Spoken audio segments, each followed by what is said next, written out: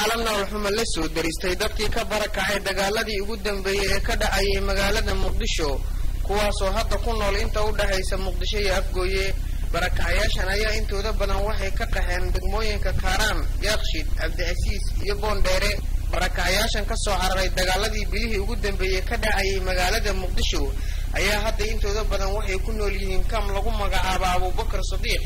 oo ku yaala Arbiska maray u kurgaleen wariyaasha warbaahinta dhacdooyinka xaaladda ay ku nool yihiin dadkaasi ayaa halkaas waxay ku soo arkeen in dadkaasi ay ku nool yihiin xaalad liidata ma haystaan waxay cunaan iyo waliba hooy ay ka galaan qorraxda iyo qabowga maadaama la galay xilli roobaadkii dadkani waa kuwa iska hoos jiifa geedaha hoostooda carruurtu ma haystaan waxbarasho iyo nolol wanaagsan barakacayaashan ka soo cararay dagaaladii ugu dambeeyay ee ka dhacay magaalada Muqdisho ayaa waxay iskugu jiraan dad markii ugu horeysay Muqdisho ka soo barakacay dad markii labaad ka soo barakacay magaalada Muqdisho siday noo sheegtay haweeneydan daada ah Kaaraan ka soo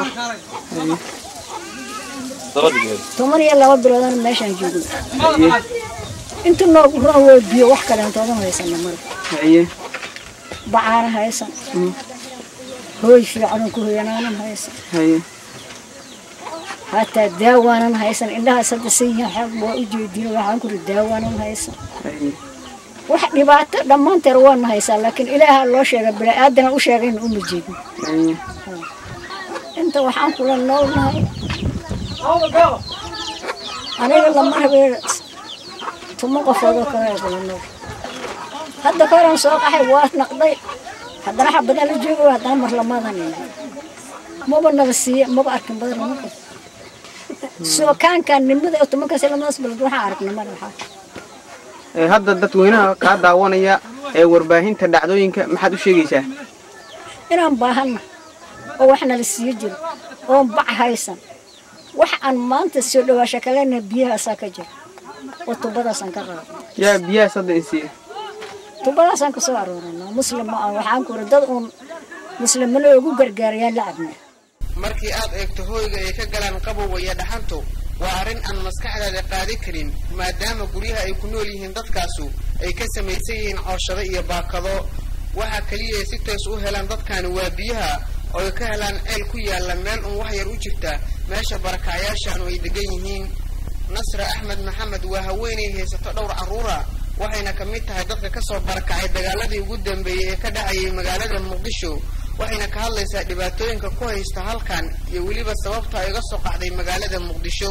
aan ka soo qaxay meeshan magacayga waxaan lahaa Nasra Ahmed Maxamed waxaan joognaa kaamka Hurwaay la foole Arbiska buundada haanta guurta agteeda aan joognaa dad waxaana 9 bil hadda qax meeshan ku biyo la'aan biyo ma bala helo marmar ma aragtay oonka inta ka bataa xaalad tagaa laamiyada meelaha ugu dambayso oona meeshan aad ugu dhibaato biyo la'aan xoogana meesha ka jirto dadka iska masaakiin waaye qaara biyaha roobka inta ku dooyiga ilmahooda habeenkii roraga istaaga ku bariyo wax hooyada ma haystaan wax raashin ma haystaan daawo ma haystaan dadka dad masaakiin waaye islaana waxa siiye meesha ay degayaan qof walba qorinta meelaha ka soo guratay ee iskaga nooshaa meeshan wadankiina waa wadan dhibaato ka jirto madaafiic iyo mashaakil oo ka kooban yahay iyo dhibaato qofkii uu noqotana dhimasho iyo baaba ilmaheeda ugu dhinto marka meeshan waxa u nimid dara u nimid ummadda Soomaaliyeed dadka islaamka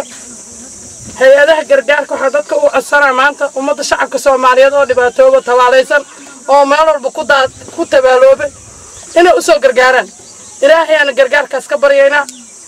ilaahay noona soo gargaaro wax adiga ka shakhsi ahaantaada xaggaad ka soo qaxday aniga ka shakhsi ahaanteed waxaan ka soo qaxay meeshan la yiraahdo Argentina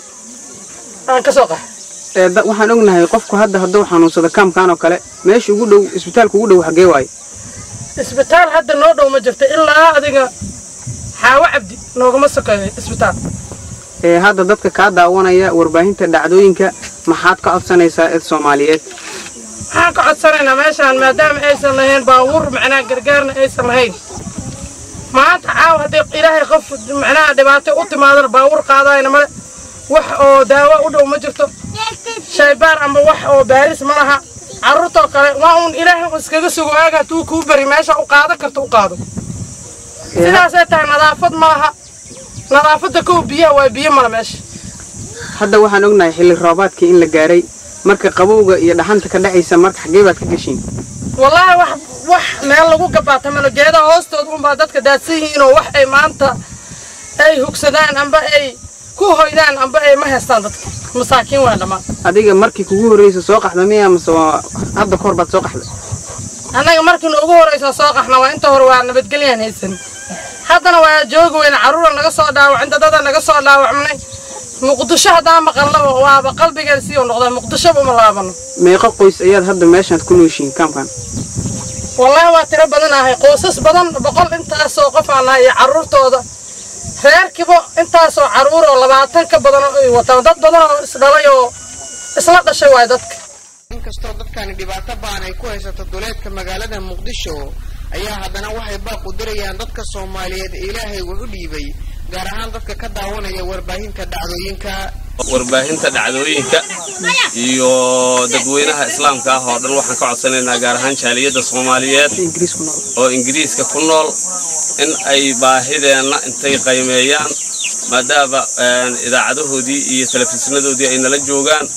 ay gacan bini'aadanimo oo islaamnimo oo walaaltinimo ay noo fidiyaan dadkaas oo baahi aad qaba aan haysanna hoy iyo cunto iyo biyo faltiyo midna caafimaadku aad u yar yahay